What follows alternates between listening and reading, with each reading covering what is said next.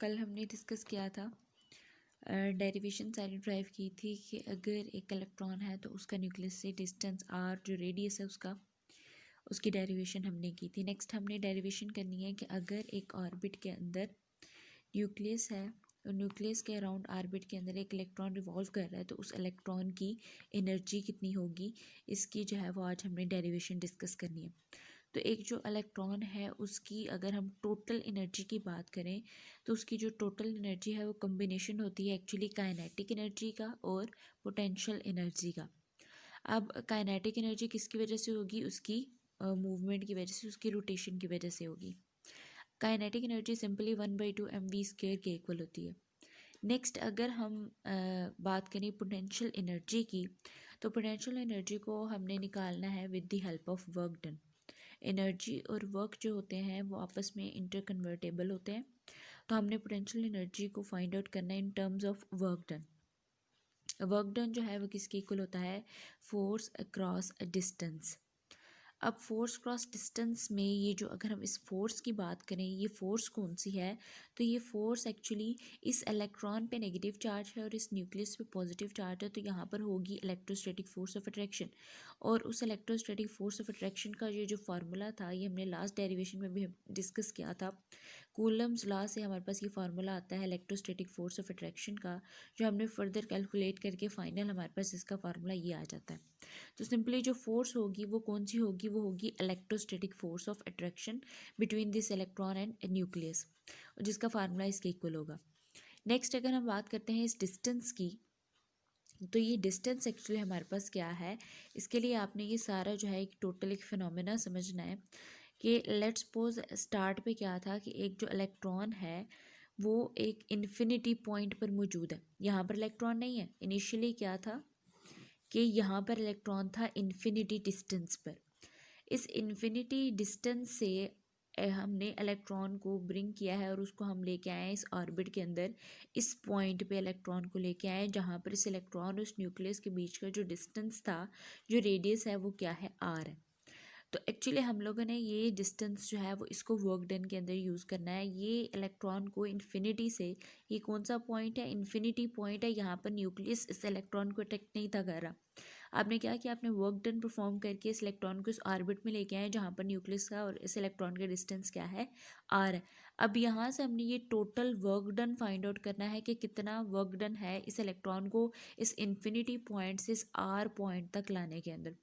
तो ये सारे डिस्टेंस को अगर हम स्मॉल पैचेस की फॉर्म में कन्वर्ट कर दें, अगर हम ये एक स्मॉल से पैच का डिस्टेंस जो है वो निकालते हैं, रेडियस इसका निकालते हैं, तो हमने जो है वो इसको लिखना है किसके इक्वल, डी आर के इक्वल।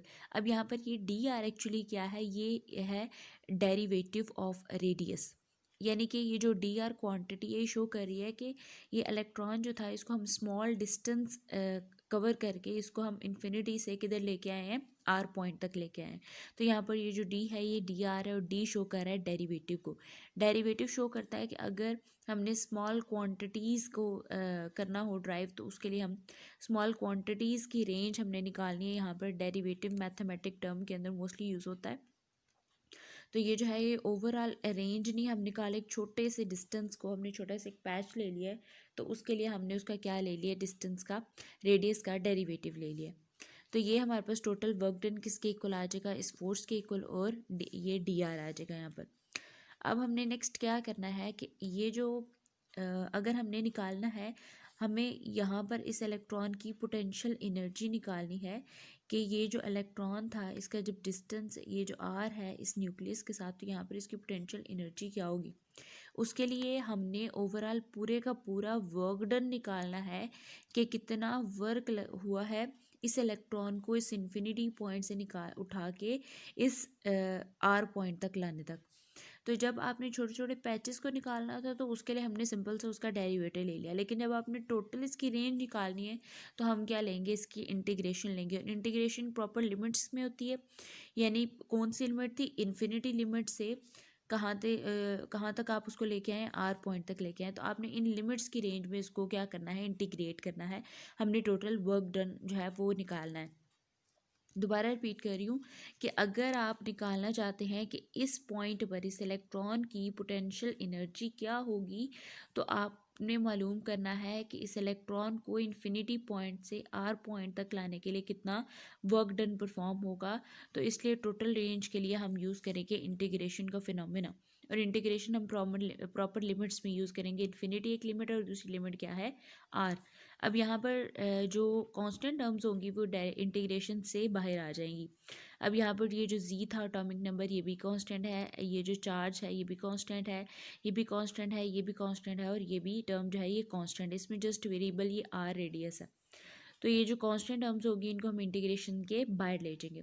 अब ये इतनी जो टर्म है ना, इसकी जो इंटीग्रेशन आती है ना वो आती है किसके इक्वल, -1/r के इक्वल। अब ये -1/r एक्चुअली कैसे आता है, ये आता है कि आप अगर इस आर स्क्वेयर को ऊपर ले जाओ तो ये हो जाएगा r-2dr। तो ये मैथ का एक फॉर्मूला है कि अगर ऐसा हमारे पास आ जाए, क्वांटिटी आ जाए, तो इसका हमने इसकी इंटीग्रेशन हमने कैसे करनी होती है कि ये आर है, इसकी पावर पावर में एक ऐड करो और उसी टोटल क्वांटिटी से इसको क्या कर दो, डिवाइड कर दो। तो ये हमारे पास आ जाएगा आर की पावर आ जाएगी -1, और नीचे भी ये आ जाएगा -1। तो इसको अगर आप दोबारा लिखेंगे तो ये आ जाएगा -1, आर जब नीचे जाएगा तो ये दोबारा से क्या हो जाएगा, आर। तो ये करने की ज़रूरत नहीं है, आपने ओवरऑल बस ये याद रखना है कि इस टर्म का जो इंटीग्रेशन आएगी वो हमारे पास आएगी -1/r। अब नेक्स्ट आपने क्या करना है, आपने ये लिमिट्स अप्लाई करनी है। एक ये ऊपर वाली लिमिट है अपर लिमिट, और ये है लोअर लिमिट। आपने फार्मूला इसका क्या है, एक्चुअली लिमिट्स अप्लाई करने का upper limit minus lower limit. तो ये जो आर था ये अपर लिमिट है, यानी ये जो बीच में वेरिएबल क्वांटिटी है ना, इसमें आपने एक दफ़ा अपर लिमिट वाली वैल्यू लगानी है और एक दफ़ा लोअर लिमिट वाली वैल्यू लगानी है। यानी एक दफ़ा आपने आर की जगह पर आर को रखना है और दूसरी दफ़ा आपने आर की जगह पर क्या रखना है, इन्फिनिटी को, और बीच में आपने क्या लगा देना है, माइनस का साइन लगा देना है, यानी upper limit minus lower limit. तो यहाँ पर 1/∞ 0 के इक्वल आ जाएगा। ये सारी की सारी जो टर्म है यहाँ से ये क्या हो जाएगी, ये ज़ीरो हो जाएगी, और पीछे हमारे पास -1/r आ जाएगा। इसको मल्टीप्लाई करोगे तो सिंपली यहाँ पर नीचे आर आ जाएगा, और ये हमारे पास फाइनल जो है वो वर्क डन की फॉर्म आ जाएगी। और ये एक्चुअली क्या है, पोटेंशियल एनर्जी। ये हमारे पास एक्चुअली आई है पोटेंशियल एनर्जी का फॉर्मूला आ गया टोटल। अब ये जो पोटेंशियल एनर्जी है आप चेक करें तो इसकी वैल्यू क्या आ रही है, नेगेटिव में आ रही है। यहाँ से एक बहुत इंपॉर्टेंट क्वेश्चन है कि why potential energy of bounded electron is negative. जो पीछे फार्मूला है वो नेगेटिव क्यों आ रहा है, तो इसका रीज़न क्या है। इसका रीज़न ये है कि जब ये इलेक्ट्रॉन था इन्फिनिटी पॉइंट पर, जब ये इलेक्ट्रॉन इस इन्फिनिटी पॉइंट पर होगा तो यहाँ पर जो है वो न्यूक्लियस इस इलेक्ट्रॉन को अट्रैक्ट नहीं कर रहा। इस न्यूक्लियस की जो पुल है इस इलेक्ट्रॉन पे वो नहीं है। जब इलेक्ट्रॉन कहाँ पर होगा, इन्फिनिटी डिस्टेंस पर होगा। तो इस पॉइंट पर जब कोई भी फोर्स ऑफ अट्रैक्शन नहीं है इस इलेक्ट्रॉन पे, इस पॉइंट पर इस इलेक्ट्रॉन की पोटेंशियल एनर्जी क्या होगी, ज़ीरो होगी। जैसे ही आप वर्क डन परफॉर्म करके इस इलेक्ट्रॉन को इस पॉइंट तक लेके आओगे जहाँ पर इसका डिस्टेंस न्यूक्लियस से आर हो जाएगा, तो यहाँ पर जो है अब इस इलेक्ट्रॉन को इजीली ये न्यूक्लियस अट्रैक्ट कर रहा है, यानी यहाँ पर अब इस पर फोर्स ऑफ अट्रैक्शन लग रही है। तो क्या होगा कि इसकी पोटेंशियल एनर्जी डिक्रीज करना स्टार्ट कर देगी। यानी जब इलेक्ट्रॉन पे कोई फोर्स ऑफ अट्रैक्शन नहीं होगी तो उसकी पोटेंशियल एनर्जी ज़ीरो होती है। जैसे ही फोर्स ऑफ अट्रैक्शन इंक्रीज होती है तो जो पोटेंशियल एनर्जी है वो डिक्रीज होना स्टार्ट हो जाएगी, और ज़ीरो से अब वैल्यू किधर जाएगी, नीचे वाली साइड पर जाएगी। तो ज़ीरो से आपको पता है नीचे वाली साइड पर हमेशा माइनस में वैल्यूज़ आती हैं। इस वजह से जो एनर्जी की वैल्यू है वो भी किसके अंदर आती है, माइनस के अंदर आती है। ये बहुत इंपॉर्टेंट शॉर्ट क्वेश्चन है। उसके बाद नेक्स्ट अब हमारे पास पोटेंशियल एनर्जी का फार्मूला भी आ गया और काइनेटिक एनर्जी का फार्मूला भी आ गया। तो ये हमारे पास ओवरऑल फाइनल टर्म आ जाएगी। अब हमने नेक्स्ट स्टेप के अंदर क्या करना है, अब हमने नेक्स्ट स्टेप के अंदर ये जो mv² है इसका यहाँ पर फार्मूला पुट करना है। अब mv² का जो फार्मूला है ये पिछली डेरिवेशन से आएगा। जो पहला पॉइंट था जब हमने इलेक्ट्रोस्टैटिक फोर्स ऑफ अट्रैक्शन और सेंट्रीपिटल फोर्स को इक्वलाइज किया था, तो ये हमने फार्मूला लिखा था जो फाइनली हमारे पास ये आया था। तो आपने सिंपली क्या करना है कि इस mv² की जगह पर इस फॉर्मूले की वैल्यू पुट कर देनी है। वही हमने नेक्स्ट स्टेप के अंदर mv² की जगह पर ये वैल्यू पुट कर दी है। ये 4 जो है ये 2 के साथ मल्टीप्लाई होकर यहाँ पर 8 आ जाएगा, और ये हमारे पास टोटल जो है ये वैल्यू आ जाएगी। नेक्स्ट स्टेप में जब आप इसका एलसीएम लेंगे तो एलसीएम आएगा 8 पाई एप्सिलॉन नॉट r, और ये हमारे पास ओवरऑल जो है ये ऊपर फॉर्मूला आ जाएगा। अब जब इसको सब्सट्रैक्ट करोगे, माइनस करोगे, तो हमारे पास आंसर क्या आएगा, minus Z E square over 8 pi epsilon not and R. हमारे पास ओवरऑल एनर्जी का ये फार्मूला आ जाएगा। अब नेक्स्ट स्टेप के अंदर आपने क्या करना है कि यहाँ पर ये जो आर रेडियस है, जो पीछे अब आपने डेरिवेशन परफॉर्म की थी रेडियस कैलकुलेशन की, उसमें जो रेडियस का फार्मूला आया था, हमने सिंपली नेक्स्ट स्टेप के अंदर आर की वो वैल्यू यहाँ पर पुट कर देनी है। ये पीछे से मैंने फार्मूला लिखा है। अब आपने क्या करना है कि आर की जगह पर ये फार्मूला जो है इसकी वैल्यू पुट कर देनी है। नेक्स्ट स्टेप के अंदर हमने इसकी वैल्यू पुट कर दी। अब ये नीचे ये वाली जो टर्म थी यहाँ पर डिवाइड हो रही है, तो ये नेक्स्ट स्टेप के अंदर क्या होगा, ये ऊपर जाके इसके साथ मल्टीप्लाई हो जाएगी। जब ये मल्टीप्लाई होगी तो यहाँ पर आ जाएगा जी, नेक्स्ट स्टेप में आएगा ये जी और ये जी मल्टीप्लाई होके जी स्क्वायर हो जाएंगे। ये ई स्क्वायर ये स्क्वायर मल्टीप्लाई होके ई की पावर आ जाएगी 4, नेक्स्ट पाई एंड एम आ जाएगा। उसके बाद नीचे से 8 पाई एप्सिलॉन नॉट और एप्सिलॉन नॉट मल्टीप्लाई होके एप्सिलॉन नॉट स्क्वायर आ जाएगा, N square and H square. Next step के अंदर ये पाई और ये पाई कैंसिल हो जाएंगे और हमारे पास फाइनल ये फॉर्म आ जाएगी माइनस जी स्क्वायर ई की power 4 8 epsilon not square N square and H square.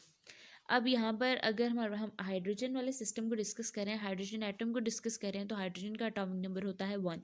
अगर आप यहाँ पर 1 पुट करेंगे तो यहाँ से जी का जो फैक्टर है वो सारे के सारे यहाँ से ख़त्म हो जाएगा। अगर आप यहाँ पर 1 पुट कर दोगे हमारे पास फाइनल ये फॉर्म आ जाएगी।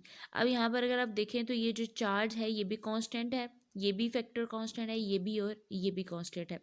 एन जो है, एन किसको शो करता है, नंबर ऑफ आर्बिटल्स को शो करता है ये, कि आइदर हम फर्स्ट ऑर्बिटल की बात करें, सेकंड की बात करें या फिर थर्ड ऑर्बिटल की बात करें।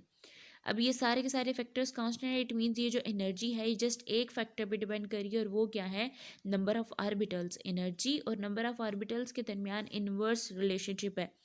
यानी अगर आप यहाँ पर पहले ऑर्बिट की बात करते हो तो पास वाला जो ऑर्बिट है, अगर एक ऑर्बिट एटम है तो जो पहला ऑर्बिट होगा वहाँ पर जो एनर्जी है वो बहुत ज़्यादा होगी। लेकिन जैसे जैसे आप फर्दर दूर वाले ऑर्बिटल्स की बात करोगे, लेट्स सपोज हम 5वें ऑर्बिटल की बात करें, छठे ऑर्बिटल की बात करें, तो जैसे जैसे नंबर ऑफ ऑर्बिटल्स इंक्रीज होते जाएंगे तो एनर्जी जो है वो उसकी डिक्रीज होती जाएगी। अगर हम इन सारे कॉन्स्टेंट्स की वैल्यू पुट करें तो हमारे पास ये फैक्टर आ जाता है -2.178 मल्टीप्लाई बाई 10⁻⁻18 जूल। ये हमारे पास फाइनल जो है वो एनर्जी की फॉर्म आ जाएगी। अब यहाँ से क्वेश्चन अगर आए कि आप फर्स्ट ऑर्बिटल की एनर्जी फाइंड आउट करें, सेकंड की करें, थर्ड की करें, तो आपने सिंपली यहाँ पर n की जगह 1 पुट करना है, 2 पुट करना है, 3 पुट करना है, उसका स्क्वायर लेना है और उसको डिवाइड कर देना है इस टर्म के साथ। हमारे पास एनर्जी आ जाएगी रेलिवेंट ऑर्बिटल की।